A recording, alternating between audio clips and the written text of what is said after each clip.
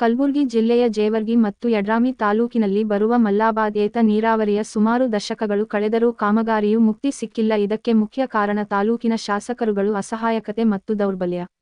ಮಲ್ಲಾಬಾದ್ ಏತ ನೀರಾವರಿಯ ಸುಮಾರು 10 ವರ್ಷಗಳ ಹಿಂದೆ ನಾವು ಹೋರಾಟ ಮಾಡಿದರೂ ಯಾವುದೇ ಪ್ರಯೋಜನ ಆಗಿಲ್ಲದ ಕಾರಣ ಮತ್ತೆ ಹೋರಾಟ ಮಾಡಲು ಸಜ್ಜಾಗಿದ್ದೇವೆ. ಈ ಬಾರಿ ಈ ಹೋರಾಟದಲ್ಲಿ ಸುಮಾರು 50 ಹಳ್ಳಿಗಳ ರೈತರು ಪಾಲ್ಗೊಳ್ಳಿದ್ದಾರೆ ಎಂದು ಕರ್ನಾಟಕ ರಾಜ್ಯ ರೈತ ಸಂಘ ಹಾಗೂ ಹಸಿರು ಸೇನೆ ಜಿಲ್ಲಾ ಅಧ್ಯಕ್ಷ ಮಹಂತ್ ಗೌಡ ನಂದಿಹಾಳ ಮಾಧ್ಯಮದೊಂದಿಗೆ ಮಾಹಿತಿ ತಿಳಿಸಿದರು.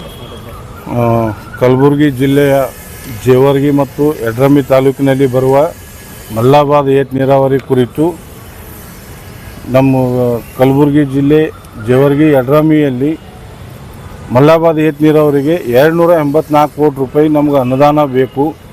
ಈ ಅನುದಾನ 13ನೇ 138ನೇ ಮೀಟಿಂಗ್ನಲ್ಲಿ ಪಾಸ್ ಆಗಿದ್ದು ಇನ್ನೂವರೆಗೆ ಟೆಂಡರ್ ಕೂಡ ಆಗಿರೋದಿಲ್ಲ. ಆದ ಕಾರಣ ತಕ್ಷಣ ಶಾಸಕರು ಈ 284 ಕೋಟಿ ರೂಪಾಯಿ ನಮ್ಮ ಜೇವರ್ಗಿ ಮತ್ತು ಯಡ್ರಾಮಿ ತಾಲೂಕಿನ ರೈತರಿಗೆ ಈ ಹಣವನ್ನು ಒದಗಿಸಿ ನೀರಾವರಿ ಸೌಲಭ್ಯಕ್ಕೆ ತಕ್ಷಣ ಜಾರಿ ಮಾಡಬೇಕು.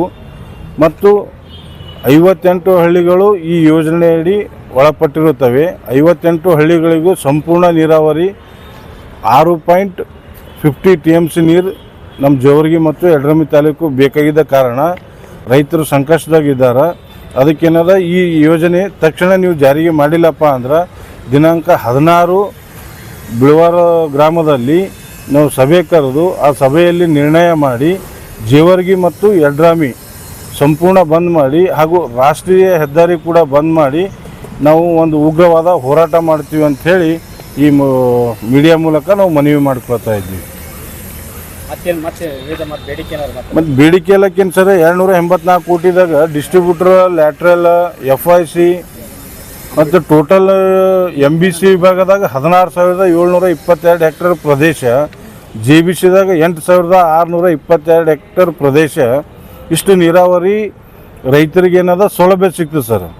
ಈ ಸೌಲಭ್ಯ ನಮ್ಗೆ ನೀರಾವರಿ ಸೌಲಭ್ಯ ಆಯ್ತಂದ್ರೆ ನಾವು ಸಾಲ ಮಾಡೋದು ತಪ್ತದೆ, ರೈತರ ಆತ್ಮಹತ್ಯೆ ಮಾಡೋದು ಕಡಿಮೆ ಆಗ್ತದೆ, ನಮಗೂ ಒಂದು ಬೆಳೆ ಹೆಚ್ಚಿಗೆ ತೊಗೊಳಕ್ಕೆ ಅನುಕೂಲ ಆಗ್ತದೆ, ನೀರಾವರಿ ಸೌಲಭ್ಯ ಸಿಗ್ತದೆ.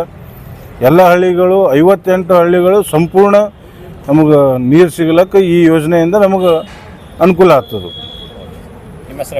ಮಹಂತ್ ಗೌಡ ನಂದಿಹಳ್ಳಿ, ಅಧ್ಯಕ್ಷರು, ಕರ್ನಾಟಕ ರಾಜ್ಯ ರೈತ ಸಂಘ ಹಾಗೂ ಹಸಿರು ಸೇನೆ, ಕಲಬುರಗಿ ಜಿಲ್ಲೆ.